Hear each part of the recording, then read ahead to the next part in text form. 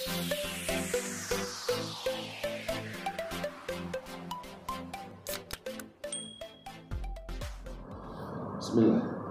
Assalamualaikum warahmatullahi wabarakatuh.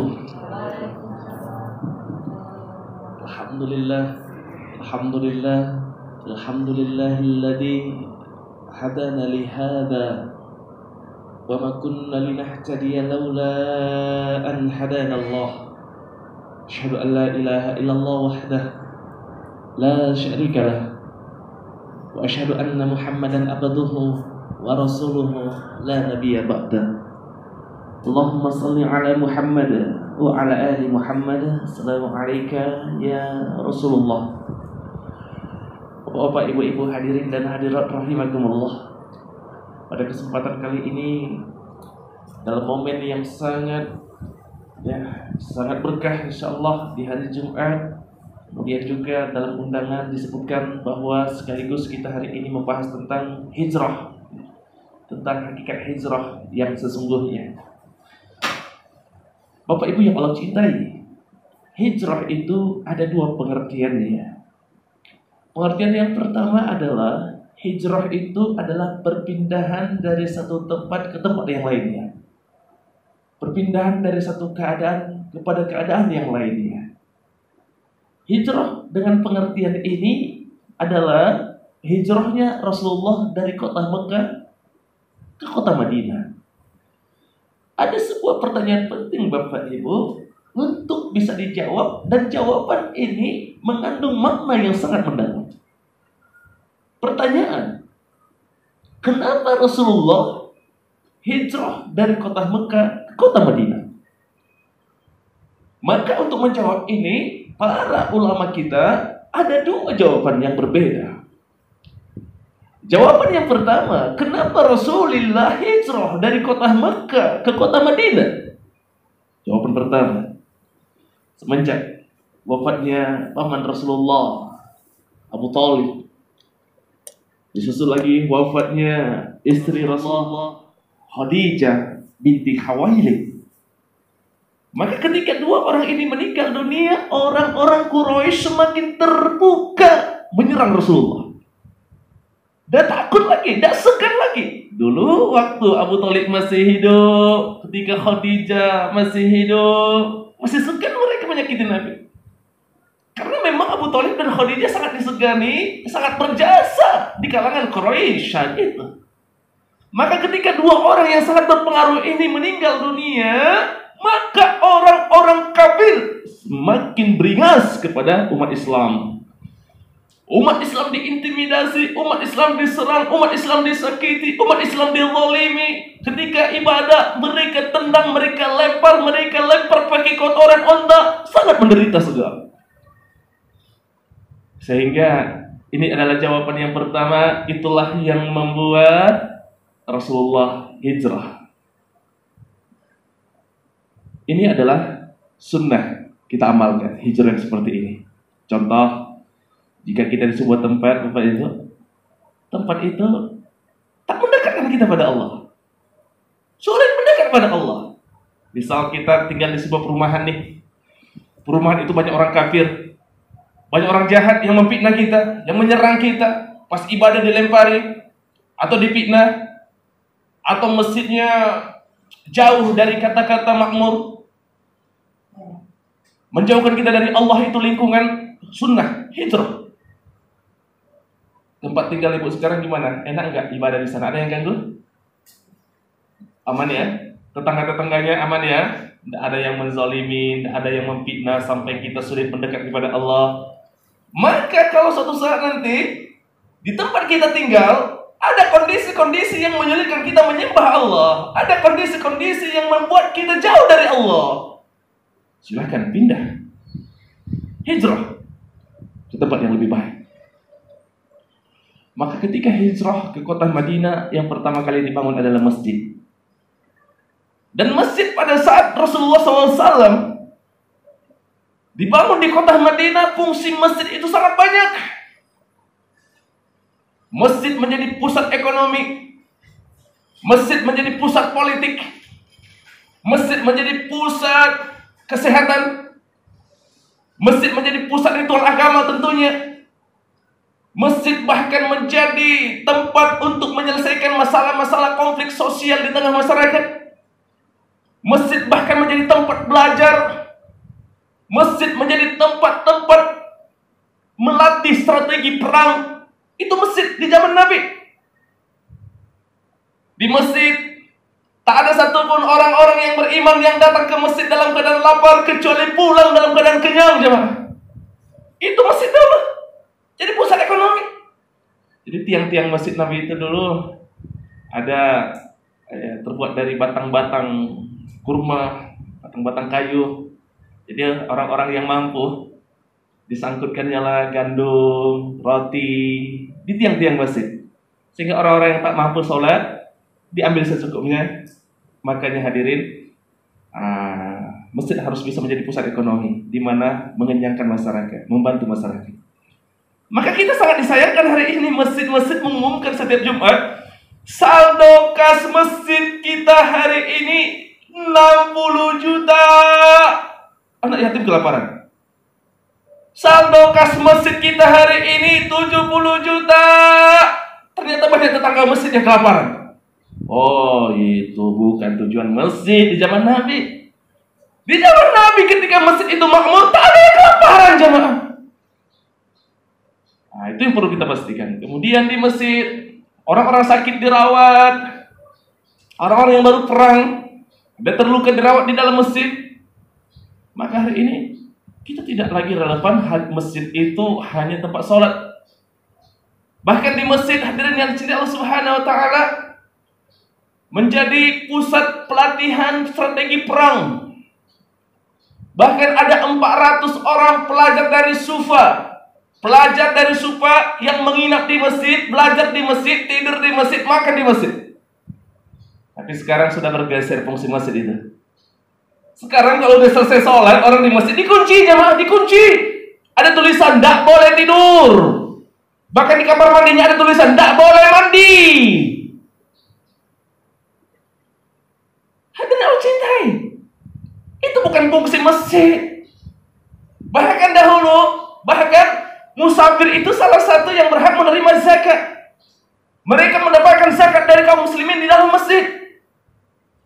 Tapi zaman sekarang lihat, kalau musafir datang ke kota Pekanbaru, menderita, jemaah. Dia mau singgah ke masjid, kunci masjidnya, terkunci, jemaah, terkunci. Susah musafir itu tidur di emperan. Ya Allah ya Rahman. Maka dari itu, kalau ada pengurus masjid di sini, jangan dikunci-kunci masjidnya. Makanya jangan megah-megah kali deh isi masjidnya. Kalau megah silakan indah, tapi kalau isinya gara-gara banyak barang berharga di masjid, takut dicolong, takut dicuri ya, sehingga ditutup, dikunci pakai rantai, pakai segel, pagarnya sampai 5 meter ke atas langit. Hati Allah cintai, maka dari itu masjid kita fungsikan kembali. Itu hijrah yang pertama, pindah dari satu tempat ke tempat yang lain. Tapi ada pengertian kedua. Kenapa Rasulullah hijrah? Jawaban pertama tadi, karena di Mekah tak aman lagi untuk umat Islam, berbahaya untuk jiwa orang-orang Islam. Tapi ada jawaban kedua. Kenapa Rasulullah hijrah dari kota Mekah ke Madinah? Maka sebagian ulama menjawab, Rasul pindah bukan karena takut mati di Mekah, nggak takut sama orang-orang kafir. Bahkan Rasulullah dan para sahabat berharap mati saat mengamalkan agama, saat menyebarkan agama. Jadi jangan katakan Rasul pindah karena takut dong sama orang kafir, takut mati, takut disiksa. Oh, hadirin Allah cintai, ada 3 tahapan sebelum hijrah. Pertama, 6 orang dari Madinah, delegasi dari Madinah datang meminta Nabi, ya Rasulullah, kami sedang berpecah, suku Aus dan Khazraj selalu berperang. Kami berharap engkau datang ke Madinah untuk bisa menjadi penyelesai masalah di sana. Rasul tak mau. Rasul tak mau. Pertama 6 orang datang dari Madinah, tak mau Rasulullah. Padahal kondisi umat Islam masih terdesak di sana. Kemudian fase kedua, 12 orang pula datang ke Madinah, ke Mekah untuk meminta Nabi dalam perjanjian Aqabah yang pertama. Ya Rasulullah, kami berharap engkau jadi pemimpin kami di Madinah. Ayolah ke Madinah. Rasul tak mau juga. Fase yang ketiga, ada 74 orang yang datang ke Mekah untuk meminta Nabi pindah ke Madinah. Tak mau juga. Perjanjian Aqabah yang ketiga. Artinya apa? Rasul pindah dari Mekah ke Madinah bukan karena takut sama orang Mekah, tapi karena memang perintah Allah Subhanahu wa ta'ala. Jadi ini jawaban kedua yang lebih mendekati. Bukan karena takut sama orang Mekah, bukan karena takut mati saat mempertahankan agama, tapi karena perintah Allah. Di antara perintah Allah untuk hijrah itu adalah surah Al-Baqarah 218. Innal ladzina amanu wajahadu fi sabilillah ulaika yarjuna rahmatallah innallaha ghafurur rahim. Adapun orang-orang yang beriman dan orang-orang yang berhijrah dan berjihad di jalan Allah, mereka lah orang-orang yang dirahmati oleh Allah Subhanahu wa taala. Jadi, dua jawaban. Pertama, kenapa Rasul hijrah Bapak Ibu? Karena takut di Mekah itu sudah tak aman, umat Islam diboikot, dibunuh, daripada mati sia-sia pindah ke kota Madinah. Tapi jawaban kedua tidak menerima alasan itu. Rasul tidak takut dibunuh, Rasul tidak takut mati saat menyebarkan agama Islam di Mekah, tidak takut. Jadi jangan katakan Rasul pindah karena takut, tidak karena takut mati, tidak. Rasul pindah karena memang diperintahkan oleh Allah Subhanahu wa taala untuk pindah. Ini pengertian hijrah yang pertama. Perpindahan dari satu tempat ke tempat yang lain. Kemudian pengertian hijrah yang kedua.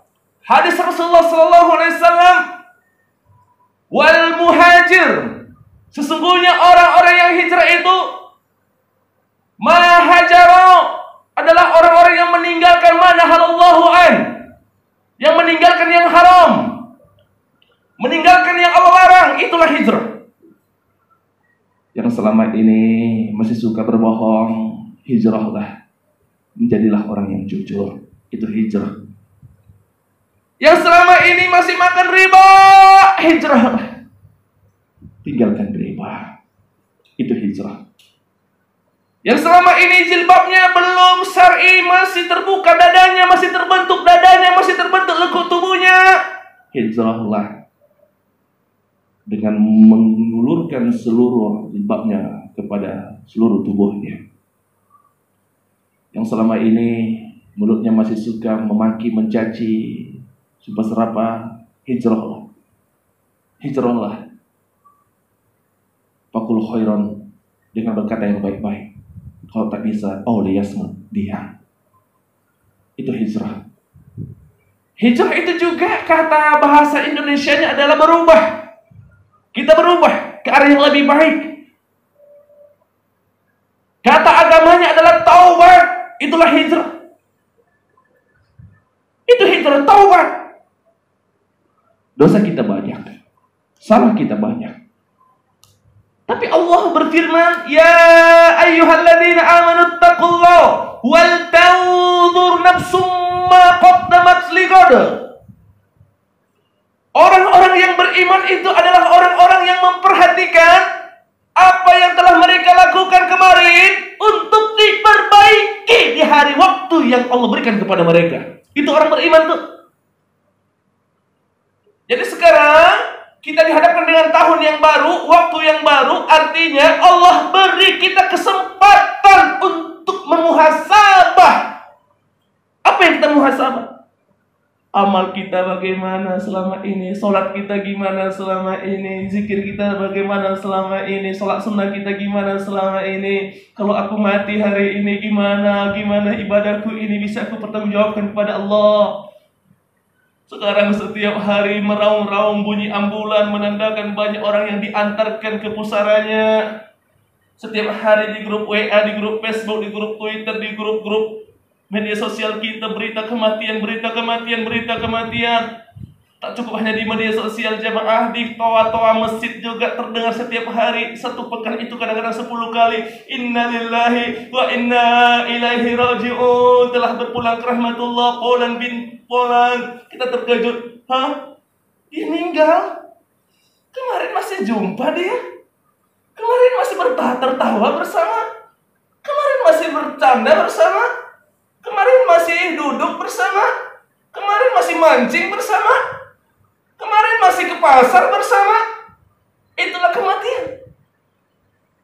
Jadi Allah kasih waktu kita di tahun yang baru ini, di waktu yang baru ini untuk kita muhasabah, untuk kita hijrah, untuk kita berubah kebiasaan yang buruk kita, yang biasanya mulut kita judes kepada orang lain, suka meremehkan orang lain. Sudahlah, bertobatlah. Jangan-jangan setelah kau remehkan dia, setelah kau sakiti hatinya, meninggal paginya, tak sempat minta maaf. Hadirin yang dicintai Allah Subhanahu wa taala, maka dari itu mari sama-sama kita berubah, mari sama-sama kita hijrah dan bertobat di hadapan Allah Subhanahu wa taala. Banyak sekali dosa kita, dosa mata kita, hadirin. Banyak sungguh dosa mata ini. Coba kita hitung-hitung berapa jam mata kita di depan Al-Qur'an, berapa jam mata kita di depan HP. Sudahlah, bertobatlah. Mari sama-sama kita tobatkan mata kita ini dari melihat yang haram. Telinga kita tobatkan, kita hijrahkan telinga kita yang biasanya senang kalau ada kabar kawan atau tetangga susah. Kalau senang mendengarkan aib orang lain, sudah tobatlah wahai telinga. Kau lagi gemar mendengarkan ghibah. Ketika ada orang menceritakan aib saudara, sudah tinggalkan wahai telinga, tinggalkan. Wahai mulut, hijrahlah kau, tobatlah kau. Selama ini mungkin berkata sia-sia, caci maki, dusta. Hijrahlah, berubahlah. Jangan-jangan saat kita berbohong, tiba-tiba kita meninggal dunia dalam keadaan membawa dosa mulut kita. Tangan kita, coba kita hitung-hitung dosanya. Mana yang lebih banyak?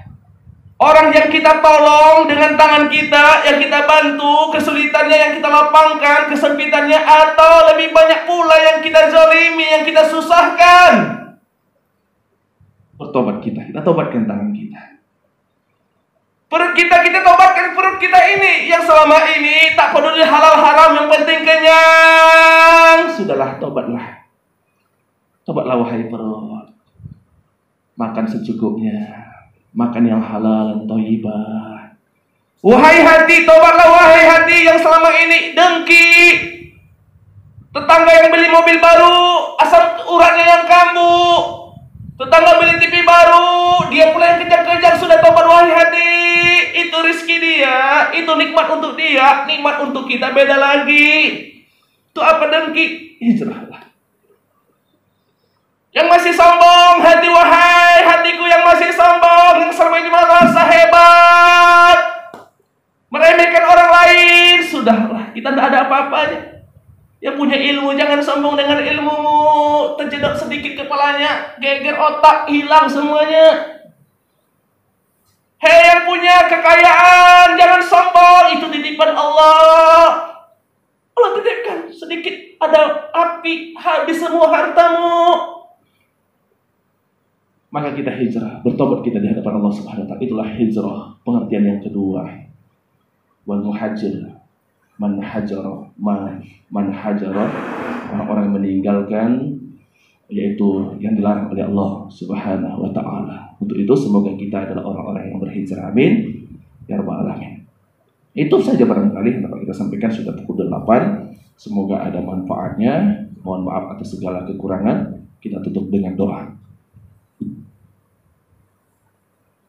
A'udzubillahi minasyaitonirrajim. Bismillahirrahmanirrahim. Alhamdulillahirabbil alamin. Wa aqibatul lil muttaqin. Salatu wassalamu ala sayyidina wa maulana Muhammadin wa ala alihi wa sahbihi ajma'in. Allahumma ighfir lana dhunubana wa liwalidina warhamhum kama rabbawna shighara.